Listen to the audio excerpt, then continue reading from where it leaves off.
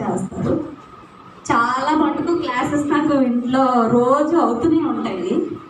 So అలాగా తను బాలకృష్ణ గారిని వీడియోలో తన క్లాసెస్ అన్నీ విన్నారు, చెప్పారు చాలా మంచిది. తనకు తను చార్టెడ్ అకౌంటెంట్, వేరే ఆడిట్ ఉండి రాలేకపోయారు. అయితే నేను క్యాట్కి ప్రిపేర్ అయ్యాను, ఇంకా సివిల్స్కి ప్రిపేర్ అవుతున్నాను.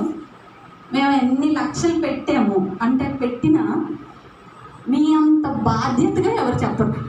అంటే ఇప్పుడు ఇక్కడ చాలామంది కూర్చుంటారు, వేరే వేరే లెవెల్ ఆఫ్ నాలెడ్జ్ ఉంటారు. ఒక్కొక్కరి నాలెడ్జ్ ఒక్కొక్కరికి తెలిసిన బట్టి, ఒక్కొక్కరికి అర్థమైన బట్టి వాళ్ళు క్వశ్చన్ వేస్తారు. అంటే మీరు ఆ క్వశ్చన్కి ఎలా సమాధానం చెప్తారంటే వాళ్ళు అస్సలు హర్ట్ అవ్వరు. అంటే నేను 3 డేస్గా మిమ్మల్ని వాచ్ చేస్తూనే ఉంటాం కదా, అంటే మేము వేరే వేరే క్లాసెస్ వెళ్తాం, డౌట్స్ అడిగితే ఒకలా రియాక్ట్ అవుతారు ఫ్యాకల్టీ. అంటే ఏంటి ఇది తెలీదా అన్నట్టు మాట్లాడతారు. ఒక్కొక్కరిని ఆ పని నేను తర్వాత చెప్పను, క్లాస్ అయ్యాక స్టాఫ్ రూమ్ ఇదంతా ఉంటుంది. అంటే మీరు without expecting any money from us, without expecting anything from the ఏమి ఎక్స్పెక్ట్ చేయకుండా ఎంత బాధ్యతగా ఉండడం మీ చైతన్యానికి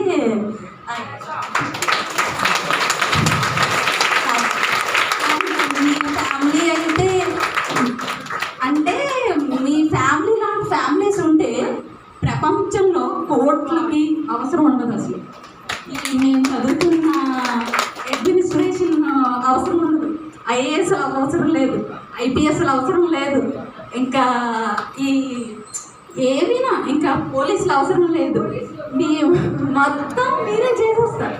అంటే అంత జ్ఞానం ఉంటే ప్రాబ్లమ్స్ రావు అసలు. అంత అంటే ఒక కోడలు ఒక ఆడపడుచు పక్క కూర్చొని ఇంతగా చేయడం it is not easy, it is not అందరికీ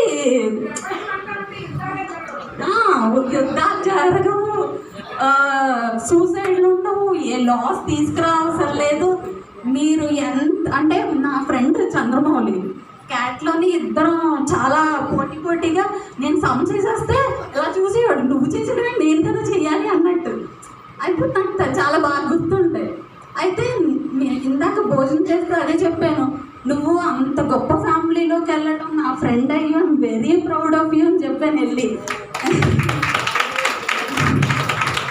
సో ఐమ్ వెరీ హ్యాపీ. ఈ మేడం గారిని చూసి మీ ఫ్యామిలీలో ఎన్ని ప్రాబ్లమ్స్ ఉన్నా leave it today it self, ఈ రోజు వదిలేయండి.